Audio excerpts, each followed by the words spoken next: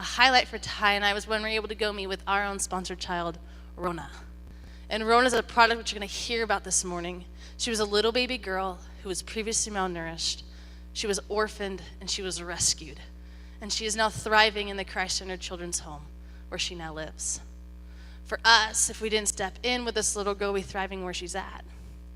Well, we knew Jesus wanted us to do something, and sponsorship was something that we could do.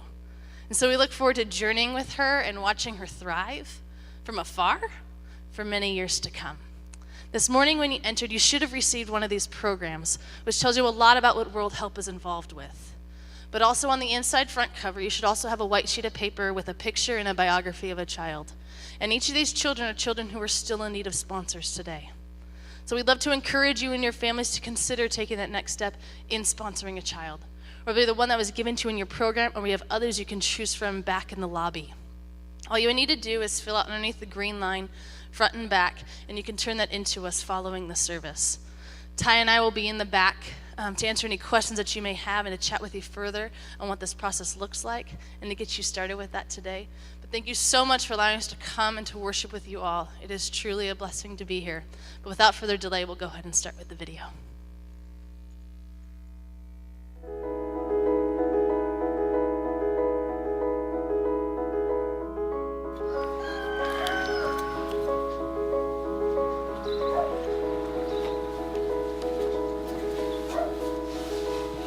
Poor kids in Nepal would face hard time.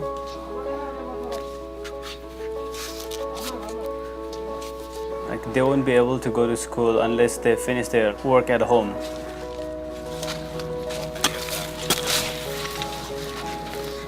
They might not even make up to high school.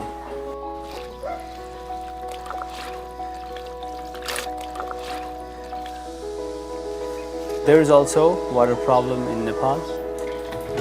In the city areas, we have wells.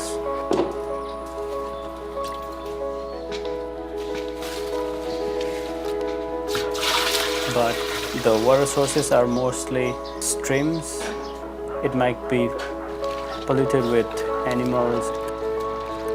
If there is no good water project, people have to drink contaminated water.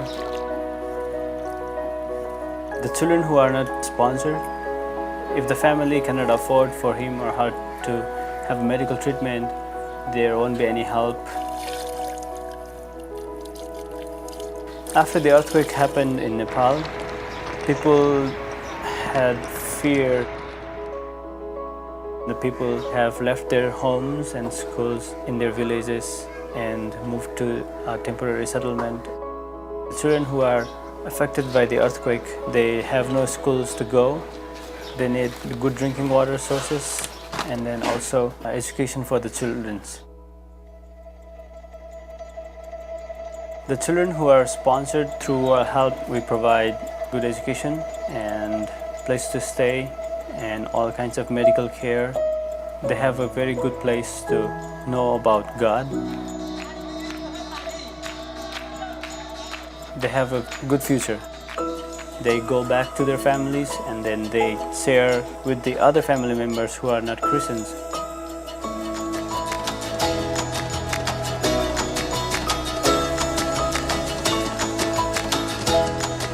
In the areas where our sponsorship programs have reached, we have water projects and we provide clean drinking water for them, and this helps children become healthier.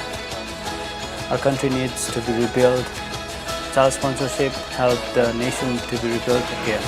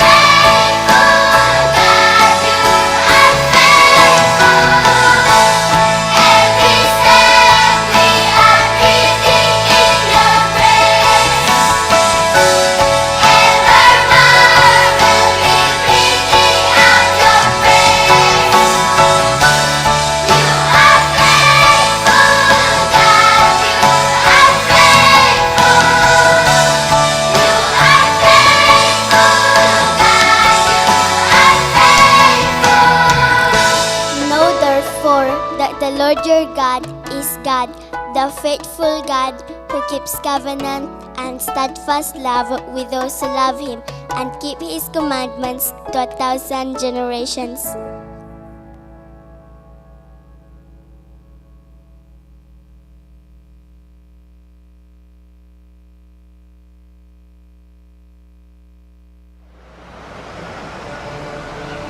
Jerry needed a rescuer. He needed someone to rescue him. This baby was almost passing out. He was almost dead. He was like someone who is already thrown in the grave. 10,000 people living in a very small area where you cannot even move.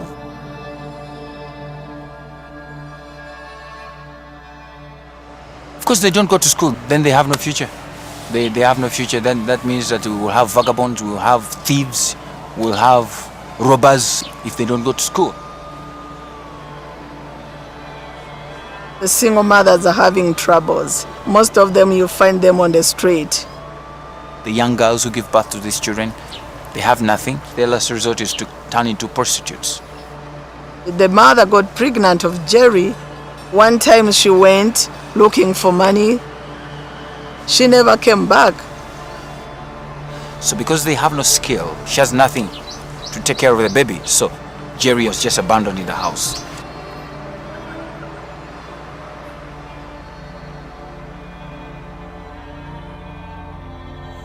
Over 1 billion children in the world live in extreme poverty. And the truth is, without the help that they so desperately need, they lack opportunities. They're susceptible to diseases that oftentimes will lead to death.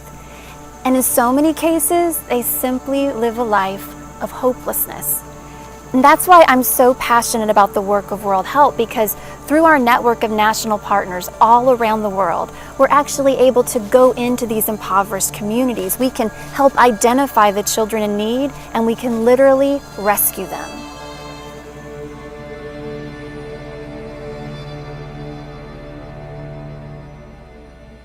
So many kids are dying like that. You find them already died, passed out in the rooms. If anyone didn't come for Jerry, he would have totally died.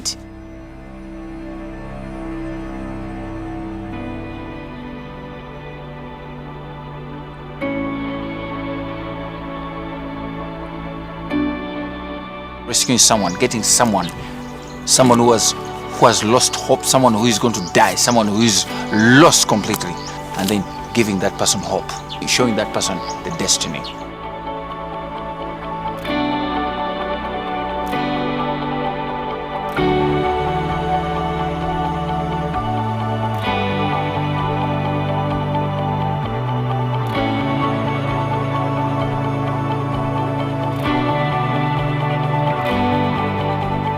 We believe that if these kids are found, we want to give them hope. We believe that Jerry has a destiny. When you look at him, he's a bright young man, bright boy. We believe he's a leader. When the babies come in, we will provide food, good beds, care, reading the Bible to them. At World Help, we believe true transformation is only possible through the love of God. It provides purpose in life as well as hope for eternity. That's why by bringing physical help to individuals, we're uniquely positioned to invest in their spiritual lives as well. We call it earning the right to be heard, a practical gospel, help for today and hope for tomorrow. We're committed to being the hands, feet, and heart of Jesus on the ground every day. If these children get education, if they can get skill, it can help them sustain their lives and also their families. We have seen time and time again how simple, even small investments can impact children. Lives are rescued, futures are rebuilt, and entire communities can be transformed. Like Jerry, we believe he's going to be somebody a lawyer, minister, doctor, the president. We pray they get skills and then they prosper, they excel. Maybe someday in the future they will also help someone else. We're not just providing the help these children so desperately need today, but we're giving them hope for tomorrow. And I believe that the solution starts with us. I mean, God certainly doesn't need our help, but He invites us to join Him. And as people of faith, we should be compelled to action. We must be part of the solution.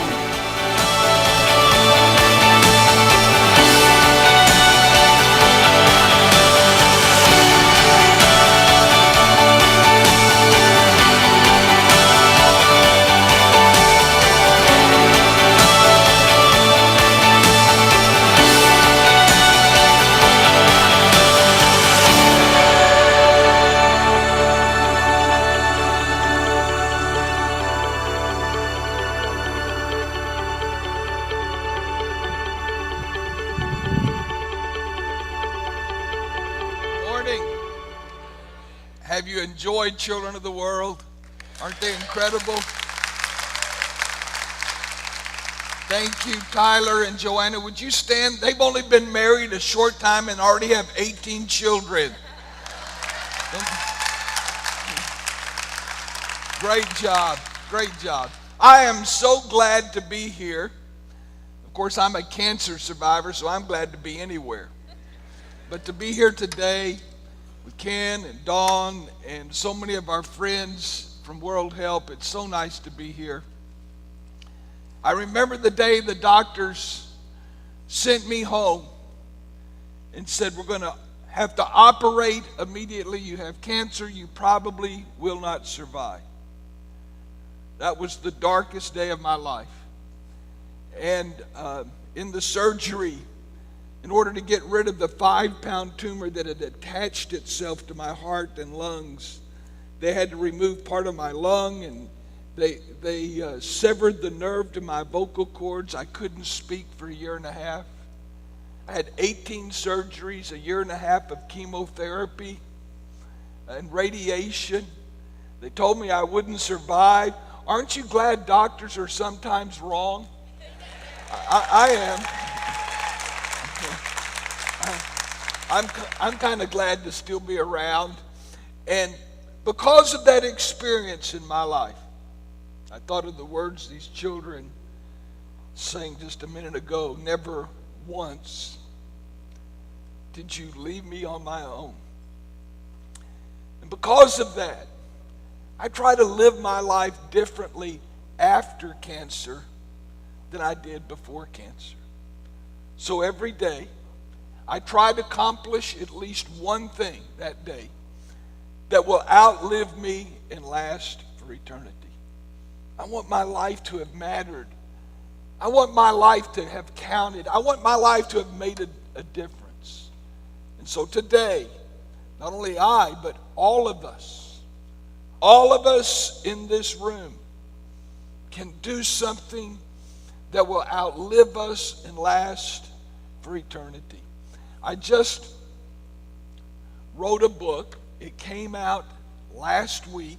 It's not even for sale until the fall, and we have a few pre-release copies. It's called Defining Moments, and I had the office ship out 4 boxes of them. They're in the back, and they're free.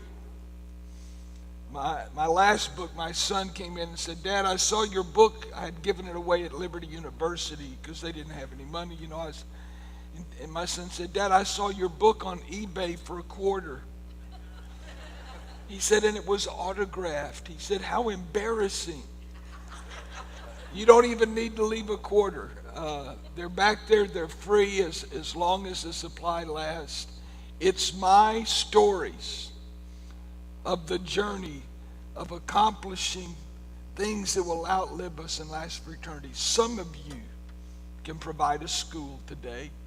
Some of you can provide a well. Some of you can rescue a life. Some of you can sponsor a child. I want you to think with me today that this day, this Missions Emphasis Sunday, God is going to give us an opportunity to rescue someone. And remember, to whom much has been given, much shall be required. Because all of us have been rescued. All of us have been rescued. I remember my alarm went off at 4:30 a.m., way too early for my exhausted, jet-lagged body, but this was one morning I couldn't sleep in. I wanted to be on the Ganges River by dawn. I had traveled halfway around the world to India, one of the most spiritually dark places in all of the world. I walked through a small deserted street to get to the river. It was still dark. I stumbled over people who had spent the night sleeping on the streets, and beggars already were having their hands out begging for food or money or anything else they could get. And the sight of filthy,